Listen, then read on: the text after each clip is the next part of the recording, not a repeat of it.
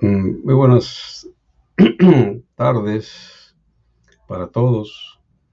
Este video que estamos grabando ahora se corresponde con la actividad que empieza para ustedes este próximo lunes 28 de febrero y que cierra el 6 de marzo y corresponde al examen parcial. No obstante que este video queda grabado hoy, eh, tendremos de todas maneras la sesión síncrona correspondiente al día 1 de marzo, martes 1 de marzo, a las 7 de la noche, como cada semana. Y este video va a estar disponible para todos aquellos que, que van a presentar su examen, inclusive en la madrugada del día lunes 28 de febrero o el día 1 de marzo, antes aún de que nosotros tengamos la sesión síncrona en la que hablaremos sobre esta misma temática. Entonces, vamos a avanzar en esta presentación de lo que es el examen parcial, el cual tiene como requisito que para ser presentado hayas participado y entregado al menos 2 actividades de las 5 que hemos estado trabajando en lo que va del tetramestre. Han sido, por ejemplo, la evaluación diagnóstica, luego fue un documento de resumen, luego fueron 2 cuestionarios SCORE, la semana número 3 y 5, y en la semana 4 la presentación en PowerPoint. Entonces, Eh, evidentemente, si alguien no ha tenido este cumplimiento en al menos 2 de ellas, bueno, comuníquese por mensaje conmigo para revisar la situación. Ahora, para presentar su examen se sugiere que tengan ustedes una conexión estable a Internet.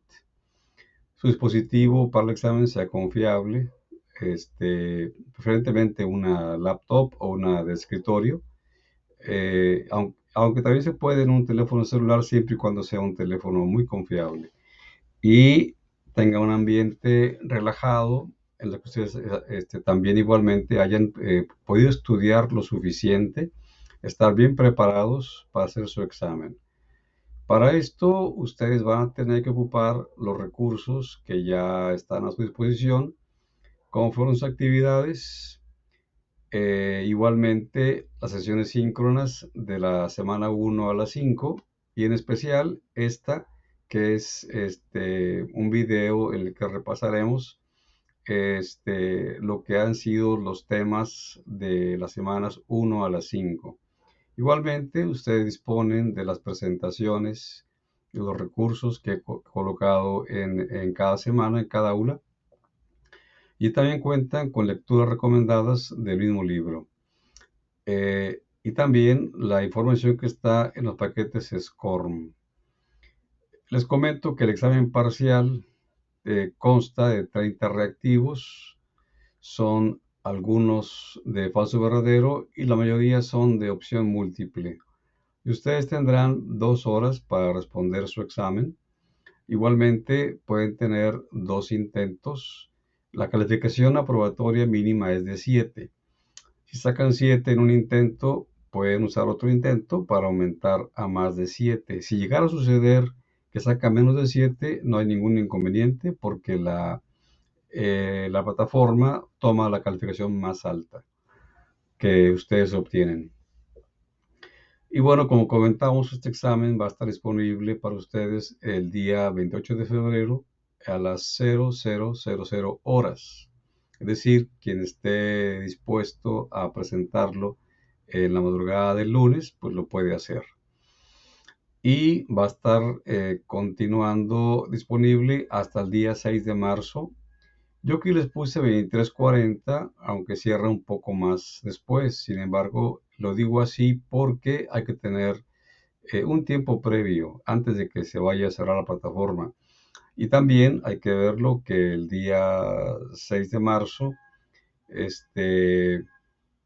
Pues luego la plataforma, como es domingo, la plataforma se satura y puede perder conectividad. Bueno, para cerrar la información de hasta aquí, tienen 2 horas para hacer su examen. Si sucede algún problema imprevisto, ustedes envíen un correo a atención@ucnl.edu.mx y pueden ustedes colocar alguna evidencia en ese correo que envíen, alguna screenshot o una foto de pantalla. Y claro, les deseo mucho éxito tanto en esa asignatura como en sus 5 restantes más que tienen este tetramestre, el que ustedes están comenzando a estudiar. Posteriormente, que quede ya grabado este video, voy a colocarles aquí una etiqueta que es como esta que está aquí, que dice videos, y debajo de ella va a estar colocada justamente el video que estamos grabando ahorita, tal y como aparece aquí, ¿ok? Aquí. Entonces, este video queda para aquellos alumnos y alumnas que presenten su examen aún antes de que nuestra sesión síncrona de marzo 1 ocurra. ¿Sí? Aquí está mencionado, miren, marzo 1 es la sesión síncrona. Pero este video está para todos aquellos que no pueden entrar a la sesión síncrona y ya tienen que hacer su examen. Entonces, ustedes para entrar al examen parcial le dan clic aquí y entonces les abre la información general referente al examen parcial. ¿Sí?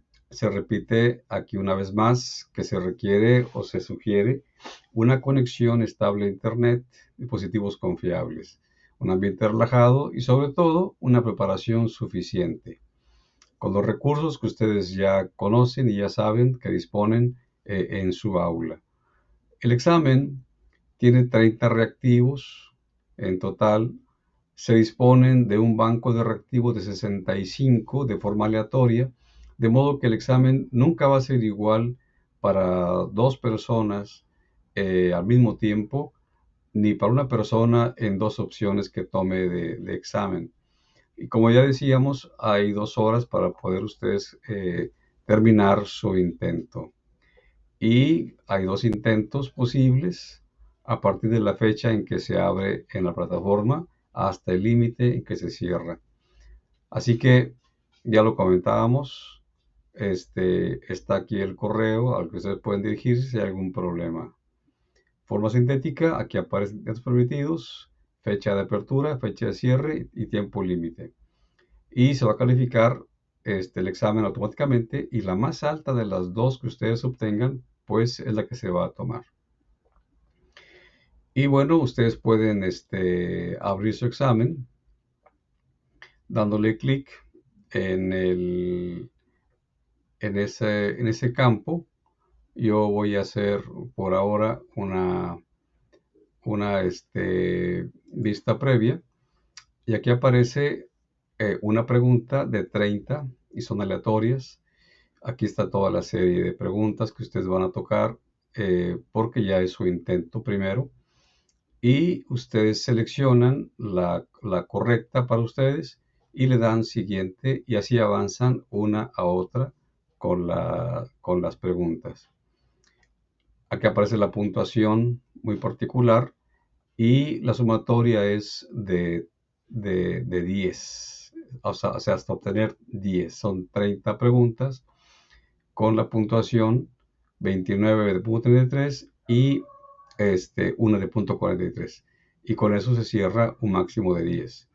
Entonces, nosotros para continuar con este video, quiero mostrarles el recurso que está para ustedes dispuesto en este video para todas las aulas a partir de este mismo día, aunque la sesión síncrona es marzo 1.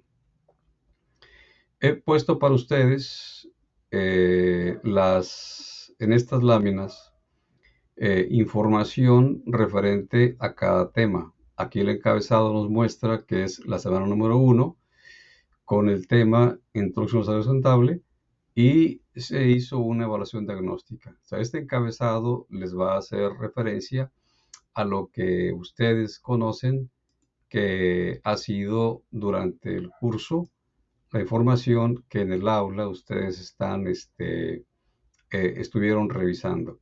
Aquí está el encabezado semana 1 y luego tenemos el encabezado semana 2 que lo vamos a revisar conforme avancemos en la presentación. He puesto aquí para ustedes en las láminas diversos enunciados que tienen que ver con la información de cada tema. Ustedes los pueden leer, pueden formularse preguntas a partir del enunciado y darse ustedes una misma respuesta. De esa manera pueden estudiar si así lo desean. La otra opción es que revisen la información y bueno, como ya ustedes la conocen, van a constatar que efectivamente esto es parte de la información que se ha revisado en el aula, en su aula, en cada semana. Entonces, tenemos aquí, por ejemplo, voy a leer esta, en la que el contexto general del desarrollo sustentable está dado por una interrelación de tipo sistémica, es decir, en redes, y lo mismo, una interrelación armónica de tres aspectos al menos: el aspecto social, el aspecto económico, el aspecto ambiental. Pero adicionalmente tenemos también los políticos y los culturales de todas las sociedades, de todas las comunidades, de todas las naciones, en su interacción normal, habitual con el medio ambiente natural para conseguir la supervivencia, puesto que de este medio natural estamos obteniendo recursos naturales para desarrollar otros recursos que son de interés comunitario, de interés social. Entonces, este desarrollo sustentable como un concepto surge en el informe Brundtland, ahí es mencionado, y es un concepto operativo porque permite justamente desarrollar diferentes acciones y programas para cada país, como lo veremos un poco más adelante en los siguientes enunciados. Ahora, todo comienza o todo comenzó en el año de 1972 en la ciudad de Estocolmo, Suecia, en la primera cumbre de Naciones Unidas en materia ambiental. ¿Sí? Y a los 20 años siguientes se efectuó una segunda cumbre en Río de Janeiro, Brasil, en el 92. Después de 10 años tuvo lugar la tercera cumbre de Johannesburgo en el 2002 y 10 más tarde tuvo lugar la cuarta cumbre de Río de Janeiro 2012, que también se llama Río más 20 porque hay una diferencia de 20 años entre Río 92 y Río 2012. Entonces, esta es la línea de tiempo de las cumbres de Naciones Unidas en materia ambiental. Ahora, como lo comentábamos, el que es un concepto operativo significa que hay programas y hay acciones. De modo que el programa llamado Agenda 21 de la ONU se aplicó en México para desarrollar el programa Agenda desde lo local. ¿Sí? Y eso se inició en el 2004 al 2013 y de este programa, como comentábamos, fue basado en la Agenda 21 de la ONU que se dio en 1992, en la Cumbre de Río del 92. Ahora, pasando los años del 2013, en México el programa cambió de nombre y se llama ahora Programa Agenda de Desarrollo Municipal. Y este programa de Agenda de Desarrollo Municipal es en la actualidad para nuestro país la forma que tienen cada municipio y cada ciudad capital de acceder a poderse considerar como un municipio, como una ciudad con la categoría de sustentable. en aspectos diversos que son lo social, lo ambiental, lo institucional y lo económico. Este tema lo vamos a revisar en la semana número 12. No, perdón, sí, en la semana número 12. Y como parte de la información, ¿sí? Continuando en el tiempo, después del 2013, que en nuestro país está aplicándose ya el nuevo programa, el 2015 hubo una nueva cumbre en Nueva York, ¿sí?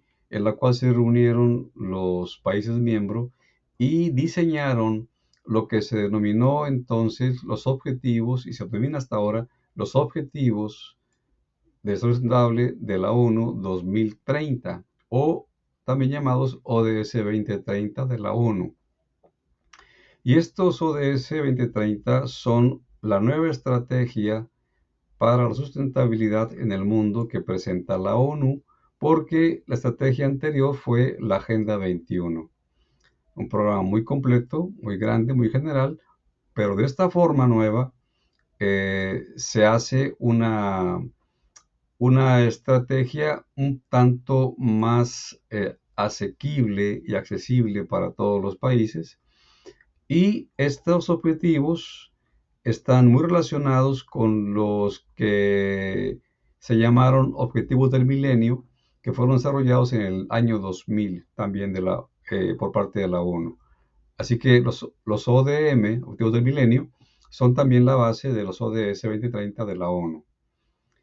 Entonces, siguiendo con la información de este tema, tenemos 4 enunciados más en el que establecemos que una de las características del desarrollo para denominarse sustentable es que la actividad económica mejore la calidad de vida de todos, ¿sí?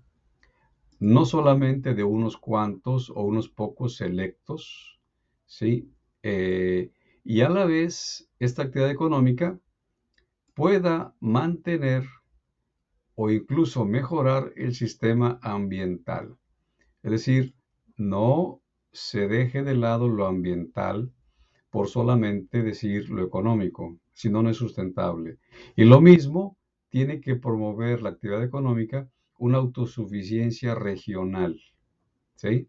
Así que estas 3 cuestiones de decir que la actividad económica mejora la calidad de vida de todos y que mejora el sistema ambiental y que a la vez promueva una autosuficiencia de carácter regional, ¿sí? Es una característica de lo que se denomina desarrollo sustentable.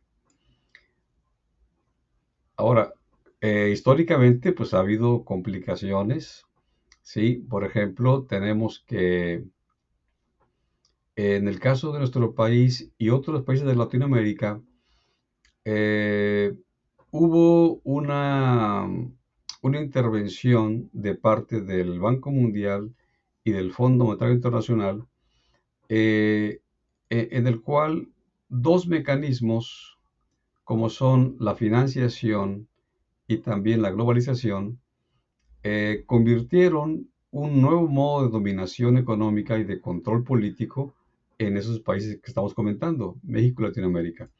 Así que a través de una economía de mercado con 2 características que ustedes la van a reconocer en la semana número 2 que ya revisamos y que en adelante vamos a revisar en este repaso. 2 características, ¿sí? O 2 mecanismos. Uno, que ese mercado tendría que ser liberalizado, que no tuviera nada que ver ningún gobierno. Y también desregulado de la administración pública.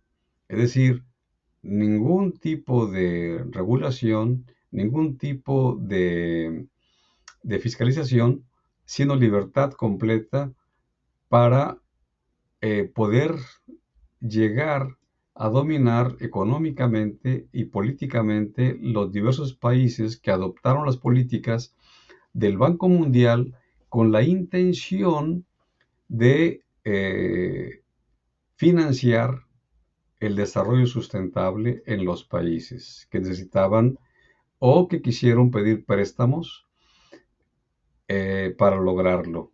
Actualmente en nuestro país no hay necesidad de pedir préstamos al Banco Mundial y al FMI. Se está trabajando con recursos propios y estamos logrando justamente un desarrollo nacional con características de sustentabilidad.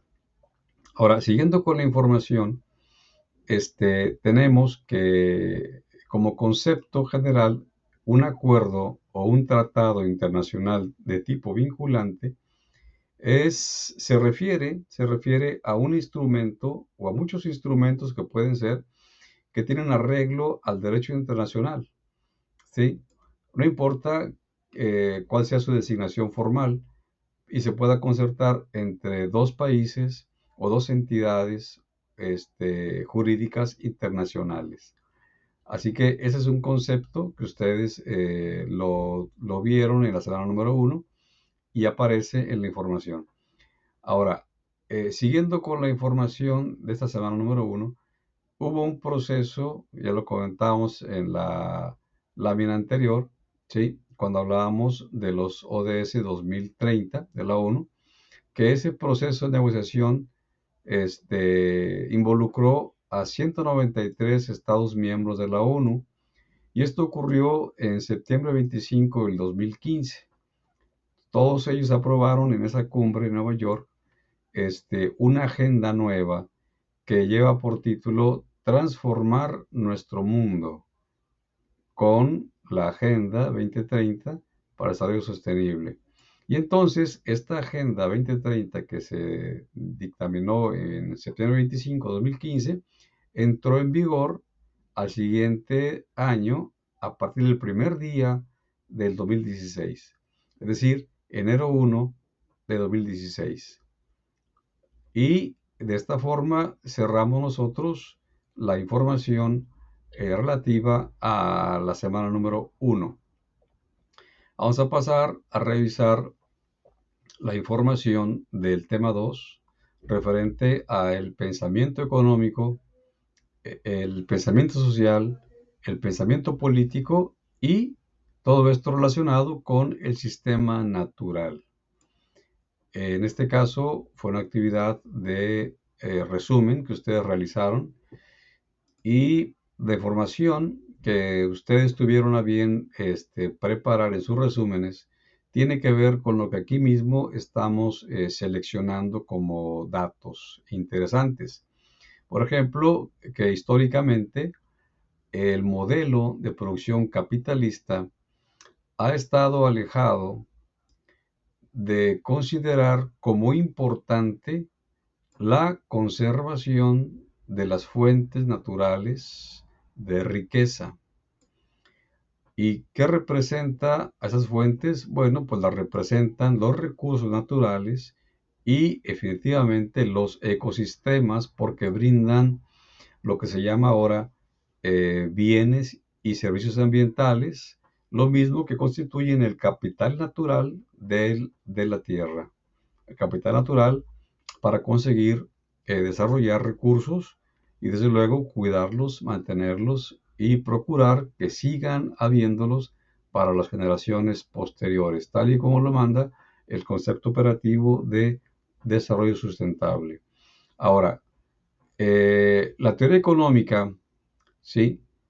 Y su historia nace con las escuelas de pensamiento económico cuyos estudiosos trataban de establecer ciertos modelos para comprender el comportamiento de las variables económicas de su tiempo y desde luego cómo influían cada uno de los agentes en esas economías. Estamos hablando del trabajo, del capital, de los recursos financieros, los recursos humanos, de las regulaciones de los gobiernos y una serie de variables económicas que tienen que ver, todas ellas, con un comportamiento de la economía. Y estas escuelas, la primera, por ejemplo, es la de Salamanca.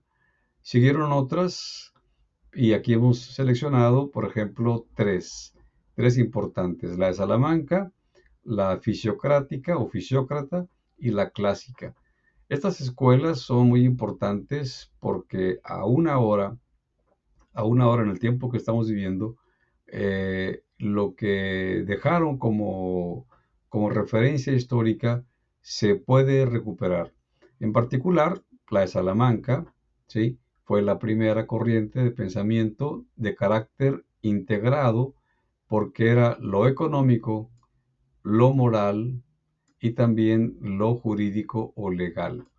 Es decir, no se va solamente como los fisiócratas, cuya, cuya referencia de mayor importancia era, generar riqueza a través de la naturaleza y la agricultura, ¿sí? Y la importancia era, la tierra para generar excedentes, ¿sí? Y entonces permitir la acumulación. La acumulación es una situación que no significa desarrollo, solamente significa crecimiento y no significa un progreso para todos. Así que la Escuela de Salamanca es de mayor relevancia porque el pensamiento implicaba tanto lo moral como lo jurídico dentro de lo económico. Y la otra escuela de pensamiento, la escuela clásica, ¿sí?, establece la idea del libre mercado, ¿sí? Cuando decimos libre mercado y relacionamos, por ejemplo, lo que aquí está mencionado también de liberalizado y de regulado, esto es el libre mercado independiente de la administración pública de cada gobierno de cada país. Entonces, los clásicos ya tenían esa idea de un mercado libre, tanto libre de los gobiernos de su tiempo, ¿sí?, como también, liberar la oferta y liberar la demanda. Así que estas dos variables económicas eran la forma natural del funcionamiento de la economía, y que esta oferta y demanda y el comercio generado por la misma va a producir progreso y prosperidad. Claro, no quiere decir que sea para todos. Por eso ahora, lo sustentable es más importante que, simplemente un mercado. Y la escuela clásica, lógicamente, pues se oponía a la intervención del gobierno en el mercado. El gobierno puede controlar los precios, puede establecer cuotas, o sea, impuestos, puede establecer regulaciones u otro mecanismo cualquiera. Entonces ellos decían, no, simplemente dejar libre el mercado, dejar hacer y dejar pasar, para que no se afecte, según ellos, no afectar el funcionamiento del mercado. Pero es una perspectiva muy particular de quienes solamente piensan en lo económico, solo piensan en lo económico, no piensan en lo social, ¿sí? Y mucho menos piensan, en el sistema natural. Igualmente, lo político es relegado a segundo plano por lo económico. Ahora, la otra forma de pensar lo más general es la economía del bienestar, porque se preocupa de cuestiones relativas a la eficiencia económica y, desde luego, esto traducido a un bienestar social. Y en ese sentido se habla de un equilibrio general que sea competitivo, que se generen bienes públicos, ¿sí?, que se consideren también los efectos externos a la economía y una teoría de que la sociedad tiene que ver en la propia, en el propio funcionamiento de una economía del bienestar. Esas son entonces las grandes escuelas de pensamiento y, continuando, por ejemplo, en lo que sería el pensamiento referente a la economía, hubo orientaciones, ¿sí? Orientaciones que se pueden catalogar como grandes orientaciones de pensamiento en las que se funda el estudio de las relaciones entre medio ambiente y sociedad. Y se consideraban de tres tipos: las radicales, las críticas y también las reformistas. Son tres grandes orientaciones del pensamiento económico y social y político. Ahora, las que son consideradas como marxistas del tipo elemental, la marxista elaborada, en la que ya incluían los efectos de la relación de trabajo y capital, la que es llamada ecología profunda y el ecofeminismo, son cuatro ejemplos de orientaciones de tipo radical, ¿sí? Sobre las que se funda el estudio de las relaciones entre medio ambiente y sociedad. Y tenemos también la orientación reformista, que incluye entre ellas a la que es la de tipo educativo. ¿Sí? Es importante la cuestión educativa y se considera como parte de las orientaciones que hacen reformas, cambios de reforma. No son radicales, pero cuando se aplican muy bien, tienen grandes cambios. Y en el caso de la otra orientación, como es, déjenme ver, la, la marxista elaborada, aquí hay un error, aquí debe decir elaborada, ¿sí? Es de tipo radical. No, es correcto, es correcto. Esta orientación marxista elemental, que de tipo radical, ve la historia de la producción y la distribución de la riqueza como un proceso antagónico entre capital y trabajo. Es decir, el capital lo tiene una élite poderosa y el trabajo lo tiene la mayoría, que se ve oprimida, ¿sí? Por las cuestiones del trabajo. Es decir, oprimida porque mm, no trabaja en condiciones óptimas, eh, y no tiene luego las conquistas de carácter laboral, sindical laboral. Entonces, esta organización marxista elemental es de tipo radical porque observa un antagonismo entre capital y trabajo. Y entonces la mayoría oprimida no puede más que tender a su liberación. En ese sentido, por ejemplo, una liberación podemos considerarla como que todos los trabajadores de una cierta empresa, a través del tiempo y su trabajo y la productividad que ellos generan, puedan conseguir ahorros tales que puedan comprar y participar en el capital, incluso comprar la misma empresa. Entonces, de esa manera, se puede hacer una cooperativa y exactamente tender a la liberación de esa opresión normal y natural que significa someter su fuerza de trabajo rentándosela al capital.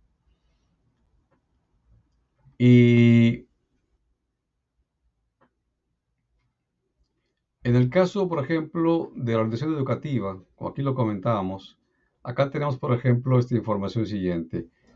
La organización educativa criticaba lo blando que era de las normas y también lo blando de valores sociales, porque no conservaban con suficiente firmeza el patrimonio natural, ¿sí? Entonces, esta organización educativa es parte, ya lo comentábamos, de las de tipo reformista, ¿sí? Y tenemos nosotros otro pensamiento que se llamó ecología profunda, ¿sí? Por Arne Naess, en el 84. Él fue el autor de los principios de esa orientación de tipo radical, que es la ecología profunda. y tiene 8 puntos importantes que incluyen respetar la biodiversidad y también respetar a los ecosistemas. Y luego pasamos a revisar las diferentes políticas ambientales que tenemos, las tecnocráticas productivistas, las administrativistas y las alternativas. Son los 3 tipos de políticas ambientales que se han desarrollado para dar respuesta a las situaciones en que se han tenido el desarrollo de los países y sus economías. En el caso de las tecnocráticas productivistas, confían más en la gestión privada ambiental que en la pública, ¿sí?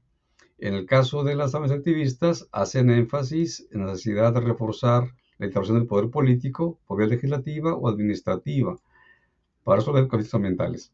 Y en el caso de las alternativas, estas caracterizan la crisis ecológica como una crisis de la civilización y consideran que no es posible una política ambiental sectorial o complementaria, sino que tiene que aspirarse a un cambio cultural completo, un cambio cultural político, social, de carácter global, para que tenga realmente un cambio importante.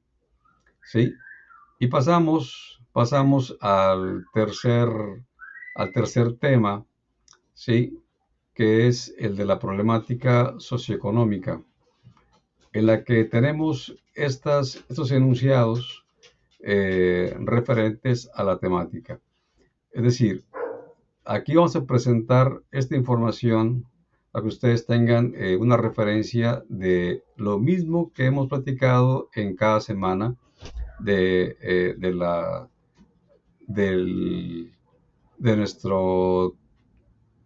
nuestro curso. Tenemos que la población transforma a la biosfera porque se hace un esfuerzo para satisfacer necesidades reales y también otras que son percibidas. Aunque en ciertas regiones rurales, ¿sí?, hay evidencias de que la emigración no atenúa el impacto sobre el medio. Es decir, no todas las formas de deterioro tienen que ver con la presión demográfica o aumento de población, y que tampoco se puede generalizar una cierta idea que prevalece de que los pobres y la pobreza son los que más dañan el medio ambiente. Eso es totalmente falso. Ahora, el crecimiento demográfico acelerado y también la distribución desequilibrada de la población pueden contribuir a imponer una carga pesada y a dañar de forma irreversible el medio ambiente, sobre todo ecosistemas frágiles, ¿sí? Y entonces afectar los recursos naturales y poner en peligro los ecosistemas y la sustentabilidad del desarrollo social. Ahora, México, por ejemplo, es un país megadiverso, con gran riqueza de recursos naturales, pero aún así esto es algo frágil y si la presión es ilimitada, pues no resiste. Así que las actividades productivas y las explotaciones de tipo no sustentable de recursos naturales van a afectar, ¿sí? Igualmente sucedería si una población, ¿sí?, en la que habiten estos lugares tiene patrones de asentamiento desequilibrados, es decir, hay un crecimiento mayor de la mancha urbana sobre los ecosistemas en los que se llevan a cabo los asentamientos humanos. Entonces, dentro del desarrollo de nuestro país, hemos encontrado que existe una cierta desigualdad socioeconómica y se expresa de muchas formas. Por ejemplo, la falta de acceso efectivo y también permanente a lo que es derechos sociales como la educación, la salud y el empleo. Es decir, la pobreza rural y también la pobreza en comunidades indígenas es parte de la desigualdad que tenemos en nuestro país. Y también la observancia de asentamientos urbanos muy precarios, lo mismo que carentes de servicios de salud ambiental. o sanidad ambiental. Y también tenemos una disparidad de género, ¿sí? Y por consecuencia de toda esta desigualdad, hay una cierta migración de fuerza de trabajo hacia el exterior, buscando la vida, buscando ganar la subsistencia, hay cierta migración.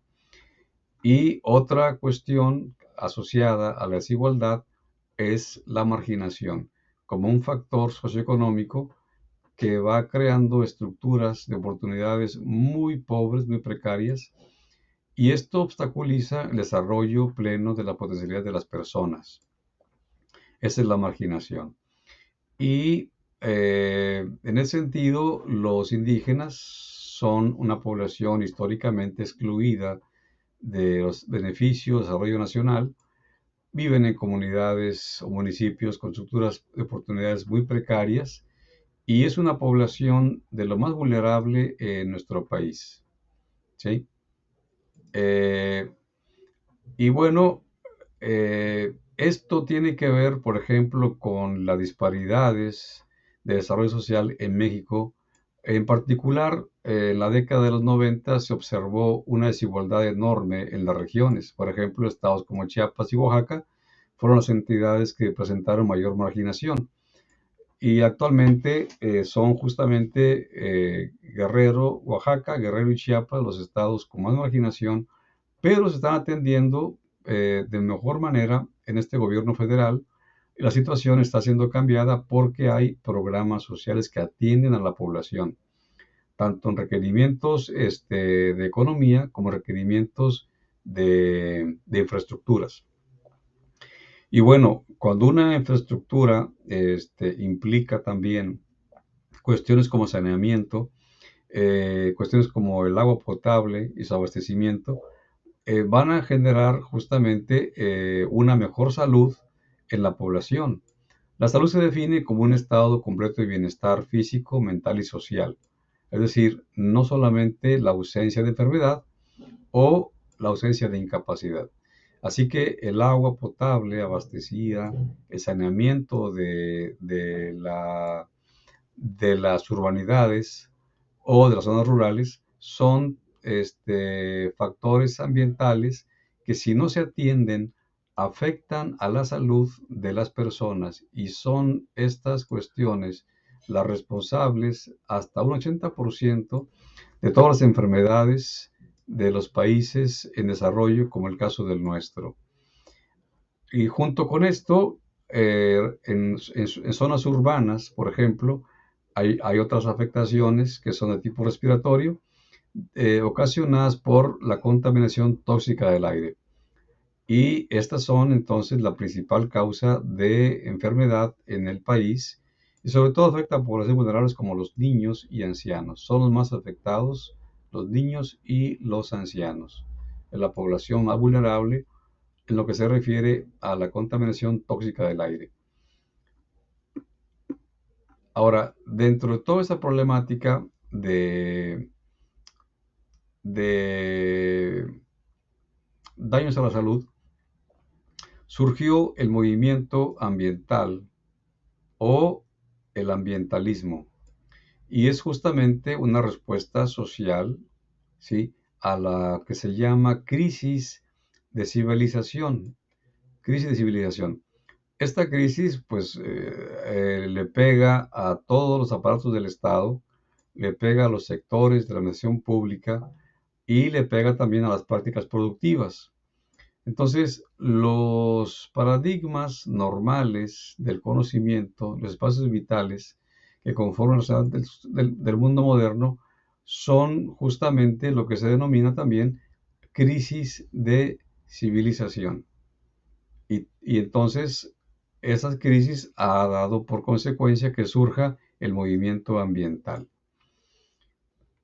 Porque dentro de los efectos del crecimiento civilizatorio industrial, resulta que la industria petroquímica y la industria metalúrgica son de los giros industriales que más afectan el ambiente, porque representan más de la mitad de la contaminación que se genera por el sector industrial.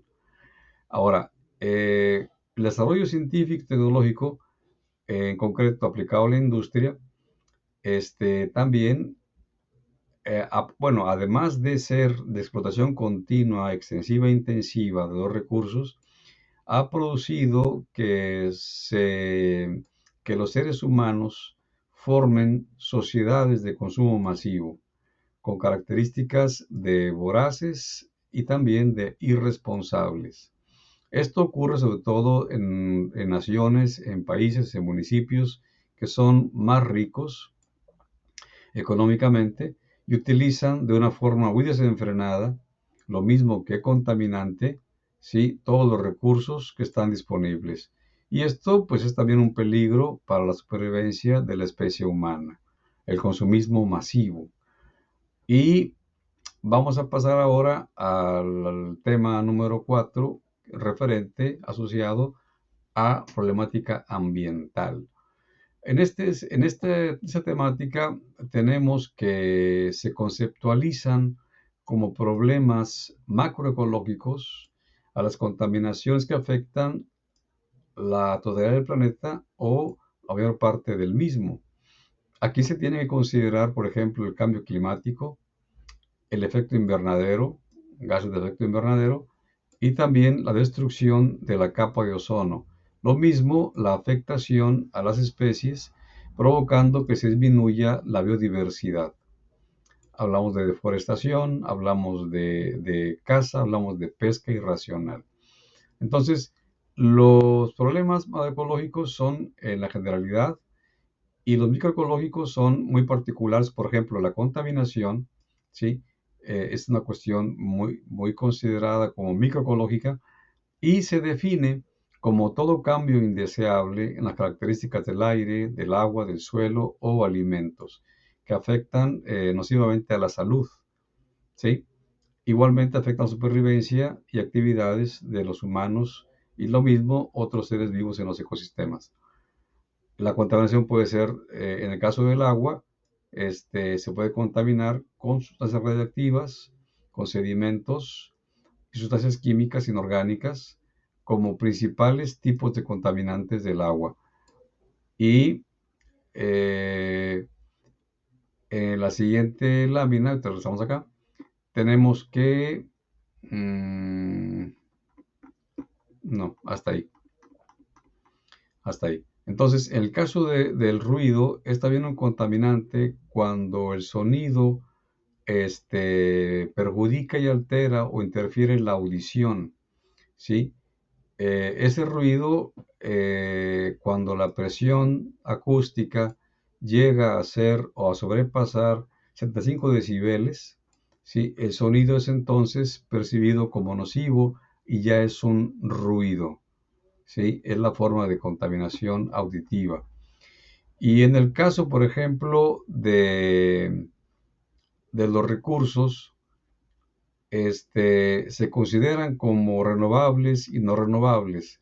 En el caso del petróleo, gas natural, carbón mineral, son ejemplos de recursos no renovables, ¿sí?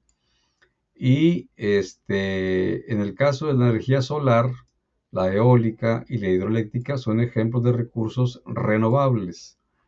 Ahora, dentro de toda la actividad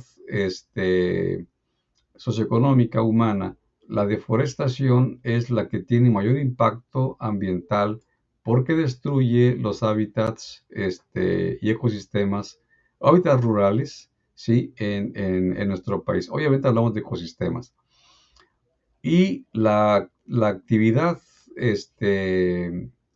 la actividad humana, como comentábamos, la civilización, pues ha generado residuos sólidos clasificados como municipales, RSU, sólidos urbanos.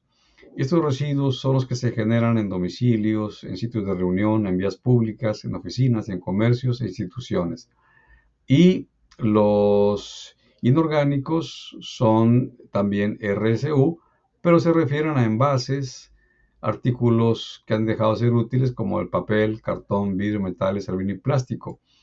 Y otra clasificación más de residuos es la de los peligrosos, en la que se integran aquellos que se generan por actividad industrial y materiales de alto riesgo consumidos directa o indirectamente, y se identifican por ciertas características que ellos pueden presentar. Pueden ser corrosivos, pueden ser radioactivos, pueden ser explosivos, tóxicos, inflamables o biológico-infecciosos y se llaman CRETIF, características CRETIF, ¿sí? Y se consideran residuos peligrosos.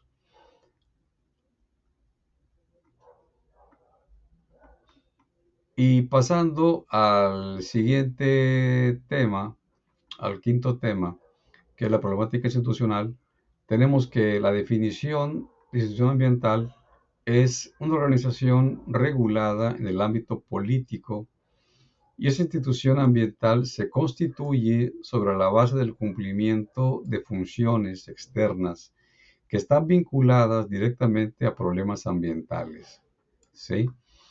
Y tenemos una clasificación muy diversa, por ejemplo, las que son de control y de corrección, ¿sí? Aquí tenemos que la función de ellas es controlar, detectar y corregir impactos ambientales. Y en el caso de la Profepa es un ejemplo de una institución mexicana de control y corrección. Otras son de fomento, ¿sí? Porque son de naturaleza científica y propagandística y tratan de poner a disposición de los centros públicos y privados estrategias de desarrollo sustentable. Un ejemplo sería, por ejemplo, el Instituto Mexicano de Tecnología del Agua, el IMTA, como un ejemplo de institución mexicana de fomento. Y tenemos otras como son las jurídicas, que son los fiscales del medio ambiente, también las de gestión y administración de áreas ambientales como la CONAMP, que es la Comisión Nacional de Áreas Naturales Protegidas.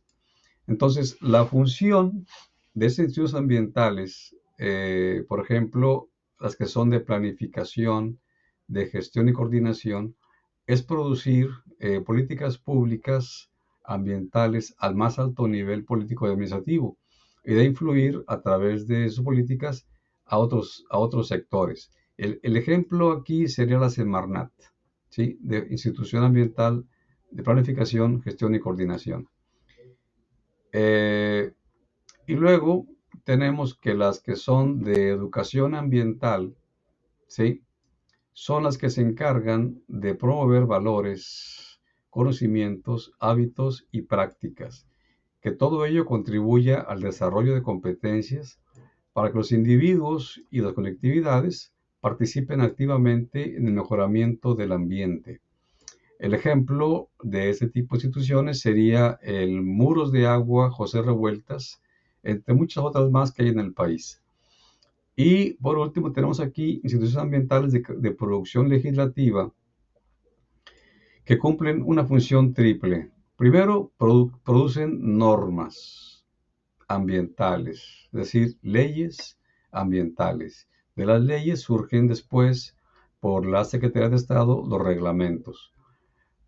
Y también estas instituciones ambientales legislativas tienen la función de aprobar presupuestos y la tercera función es la de controlar la actividad gubernamental. De modo que las funciones, la triple función de las instituciones ambientales de producción legislativa son muy, muy importantes en nuestro país. Y de esta manera, cerramos la serie de información referente a los tópicos para presentar ustedes el examen parcial. ¿Sí? Yo espero que usen este recurso, lo revisen, escuchen el audio, vean la información que aparece en las láminas y les pueda dar una buena utilidad para presentar su examen parcial. Como lo comentábamos en la, mm, en la presentación hace un momento, pues al final del, de la información que aquí se presenta para ustedes, pues es desearles que tengan en este examen y en los restantes exámenes de sus materias éxito, que tengan mucho éxito en su intento de aprobar su examen parcial. Y yo más tarde dejaré este video disponible en sus aulas. Y bueno, quienes quieran y puedan, el próximo martes, marzo 1, nos veríamos en la sesión síncrona. Cerramos este video, ¿sí? Y nos veríamos la próxima semana.